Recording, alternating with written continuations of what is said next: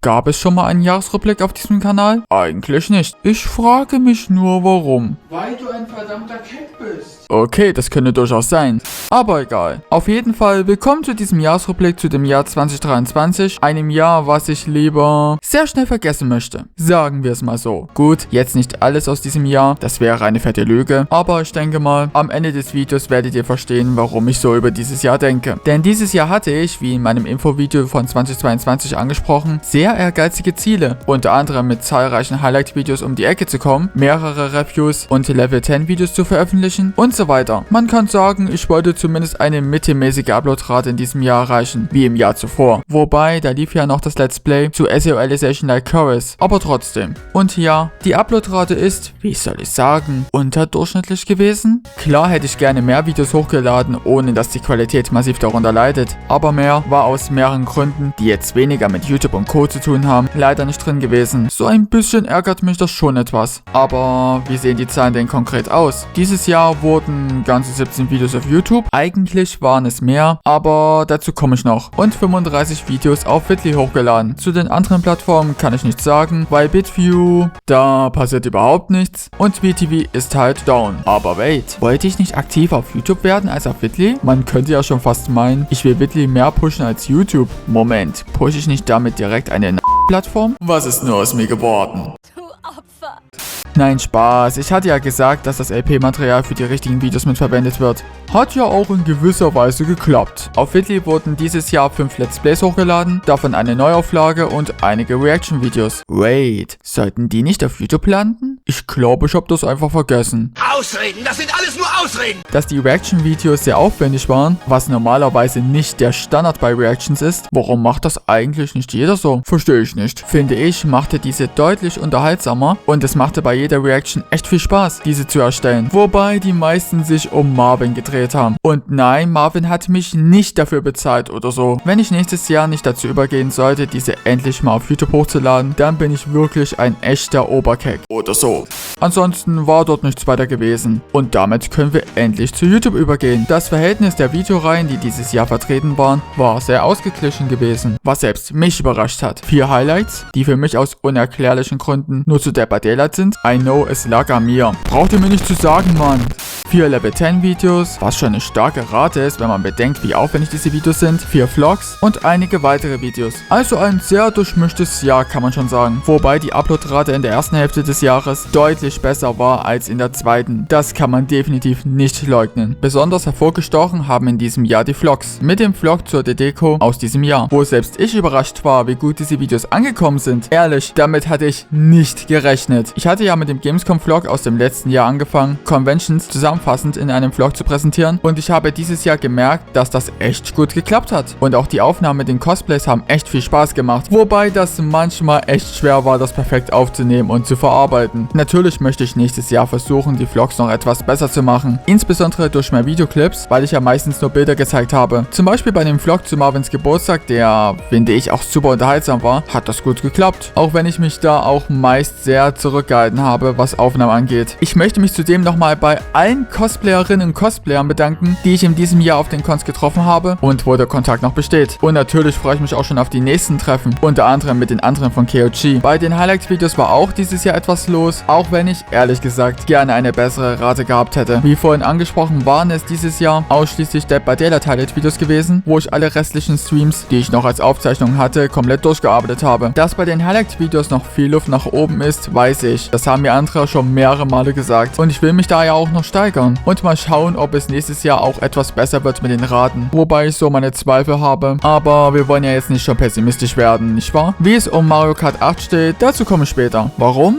Seht ihr dann. Dieses Jahr waren auch besonders viele Errungenschaftsvideos vertreten, weil, keine Ahnung, es bockt halt Videos dazu zu machen, um damit anderen zu helfen. Und ich habe vor, das nächstes Jahr zu intensivieren. Man lernt ja auch so Dinge über das Spiel, sowie Tipps und Tricks, die ich beispielsweise vorher auch nicht gekannt habe. Und ich finde es besser, wenn ich zu den Errungenschaften auch Tipps geben kann, anstatt die Liste an Errungenschaften einfach nur von Anfang bis Ende in Anführungszeichen vorzulesen. Ich denke, da stimmt ihr mir zu, oder? Aber auch einige weitere Errungenschaftsvideos sind dieses Jahr gefolgt, die aber außerhalb der Level 10 Reihe laufen. Einmal das zum zum Minecraft 1.20 Update, welches echt lange gedauert hat, bis es überhaupt produziert werden konnte. Es lag wirklich an den Aufnahmen, dass es so lange gedauert hat. Aber holy shit, wie krank ist dieses Video dieses Jahr abgegangen. Jetzt mal Real Talk. Kein anderer Part der Minecraft-Reihe ist so sehr abgegangen wie dieses hier. Wirklich, fettes Dankeschön an euch alle. Und dass es vielen von euch auch scheinbar geholfen hat. Ich glaube, Marvin hatte danach mehr als genug, weil die Suche nach den Schmiedevorlagen war. Und das sehe ich auch so, mega nervig gewesen. Und dann auch noch die Sache mit dem Warden. Habe ich ihn beschworen?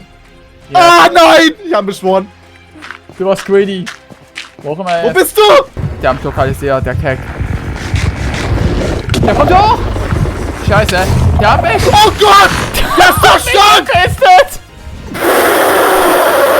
Hilfst du noch?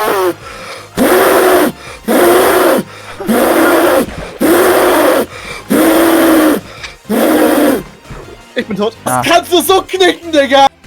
Ah! Was ist los? Na gut, hab ich ihn gespawnt, hab ich ihn gespawnt? Ja. Aber er ist nicht in meiner Nähe.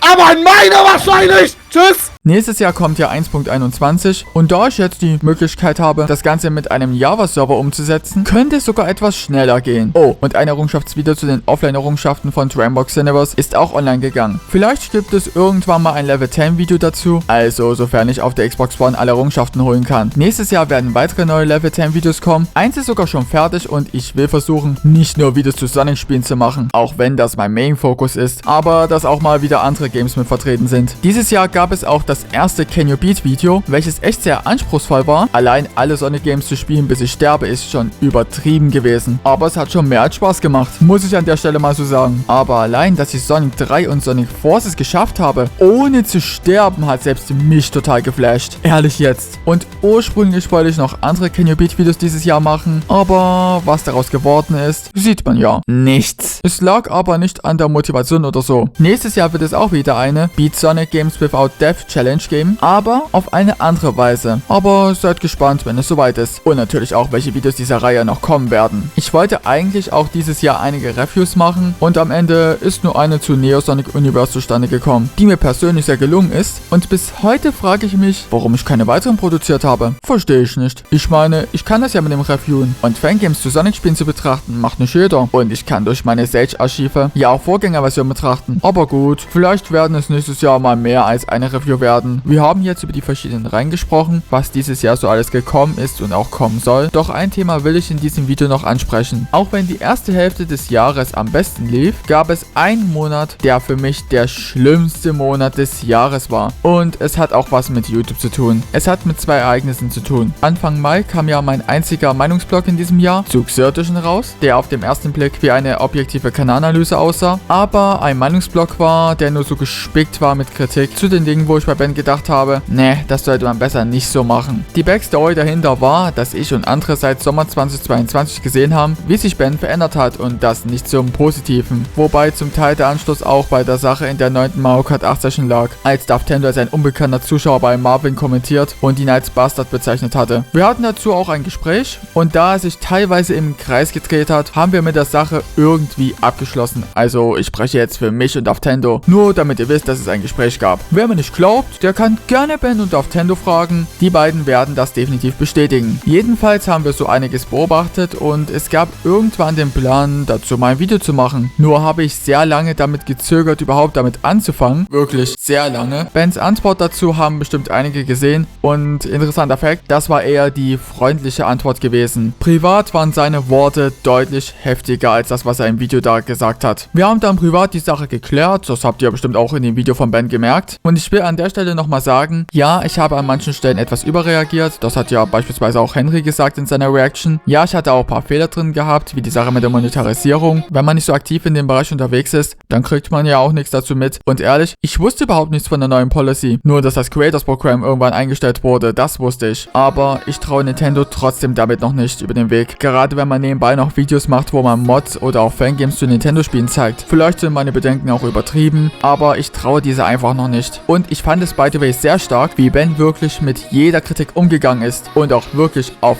alle eingegangen ist. Sprich, er hat nie den Schwanz eingezogen und hat sich jeder gestellt. Und dafür gibt es einen fetten Respekt an der Stelle. Alter, kannst du bitte aufhören, Bens Schwanz zu lutschen? Sag doch einfach, dass er bei Alinas berechtigter Kritik davongelaufen ist, wo Alina eindeutig recht hatte. Manchmal kann Kirito echt nicht die Fresse halten, oder? Er bezieht sich auf die Kritik von Alina bezüglich des Abkommens zwischen Ben und Sean wegen den Highlight-Videos, welches nur intern bekannt war und für Außenstehende so nicht erkennbar war. Wurde ja nirgendwo angegeben. Und deshalb kann man ja denken, dass Ben einfach mal die Lorbeeren für Seans Arbeit kassiert und er selber überhaupt nichts davon hat. Ben, ich habe die entsprechenden Screenshots gemacht. Das kannst du ehrlich nicht leugnen. So, Kirito, bist du jetzt zufrieden, dass ich es angesprochen habe? Ja. Jedenfalls über das Jahr hat sich Ben dann sehr positiv entwickelt, was ich sogar loben wollte. Nur seit diesem Monat macht er wieder genau das, was ich in dem Video kritisiert habe. Insbesondere der Clickbait. Ihr könnt euch das gerne selber anschauen, aber ich finde es echt schade, was Ben mal wieder macht. Und das ist, by the way, keine Ankündigung für ein zweites Video. Nur damit niemand das jetzt hier behauptet. Ich dachte dann erst, das ganze Thema wäre das einzig Heftige in diesem Monat gewesen. Doch dann kam der 13. Mai und alles änderte sich. Und um die Brücke zu dem Punkt mit den Highlights zu schlagen. Ich hatte ja gesagt, dass ich eigentlich mehr Videos hochgeladen hatte. Und einige werden es bestimmt bemerkt haben, dass ich in diesem Monat 2 Videos in Luft aufgelöst habe. Einmal der 20. Mario Kart 8 Part und Lost Session 1. Und das hat genau mit dem zu tun, was an dem Tag und die Tage danach passiert war. Ich werde das hier jetzt nicht im Detail erklären, weil das müsste man, wenn schon, eher in einem eigenständigen Video machen. Aber ihr verdient zumindest die Kurzfassung, weil die Sache bereits, und das jetzt nicht von mir ausgehend, öffentlich gemacht wurde. An dem Abend haben wir Mario Kart 8 aufgenommen, die ursprüngliche 16. Session. Warum, versteht ihr ja eh gleich. Es waren viele dabei, fast die ganze KOG-Truppe, einige weitere und auch Sterntiger. Dieser war scheinbar so ready, uns alle in Mario Kart 8 zu rasieren, dass er vor fast jedem Rennen meinte, Zitat, jetzt werde ich Erster. Und eigentlich ist er ja auch gut, aber in der Session war er absolut scheiße. Kann man nicht anders sagen. Er hat deshalb sich nach jedem Rennen Ausreden gesucht. Es wurden auch andere geflamed und so weiter. Also alles, was jeder bei Mario Kart 8 kennt. Soweit, alles in Ordnung. Nach der Session ging es dann zum KOG-Call und die Stimmung wendete sich um 180 Grad. Absolut jeder war pisst auf Sterntiger. Auch die, von denen man es nicht erwartet hätte. Und besagte Person dachte sich, alle noch mehr toxisch zu machen, indem er 10 Minuten danach in den Chat schrieb, war nächste Session. Ich habe dann diese gelöscht, aber dann schrieb Sterntiger 2 Tage danach die gleiche Nachricht. Marvin hat es dann gereicht und hat einen konstruktiven Kommentar dazu gegeben. Und ja, danach ging es richtig los. Ich fasse euch mal zusammen, was dann so alles für Beschwerden von Sterntiger kam. Er fand es unfair, dass er andere nicht beleidigen darf, aber wir schon. Er regte sich auf, dass einige ihn als Fruchttiger bezeichnet haben, wobei diese Aussage in einem Video 2 Monate vor der Session, die by the way ein halbes Jahr vorher aufgenommen wurde, da das erste Mal gefallen ist. Dann hätten wir Sterntiger nicht daran erinnert, dass es um 21 Uhr losging, obwohl der Termin 2 Wochen vorher bekannt war. Dann störte es ihn, dass Marvin mitgemacht hat, obwohl er angeblich laut einer Vereinbarung da nicht mitmachen wollte. Naja, welche Vereinbarung? Naja, und dann zeigte er uns, wie erwachsen er wirklich ist. Anstatt konstruktiv die Sache zu klären, meinte er, dass ihm die Sache auf die Nerven geht und wir ihn dabei stören, was aufzunehmen. Und weil Sterntiger gegen 3 Leute nicht ankommt, dachte es sich, mich auch mal in die Sache mit reinzuziehen und direkt mit Strikes zu drohen. Wenn ich unter anderem die 2 oben genannten Mario Kart 8 Videos sowie die unveröffentlichten Sessions mit ihm nicht lösche. Sehr erwachsenes Verhalten, muss man schon sagen. Ich habe dann am Folgetag mit einem echt langen Statement gekontert und wisst ihr, was dann kam? Leider kein Statement, sondern er hat was von Doppelmoral gefaselt und blieb bei seiner Forderung. Und dann verschwand er. Eine Woche später kam er zurück und drohte mir privat erneut. Und weil ich nach 2 Minuten nicht geantwortet habe, wie kann ich es nur wagen, nach 2 Minuten keine Antwort zu geben? Das gehört definitiv gecancelt, das geht ja mal gar nicht.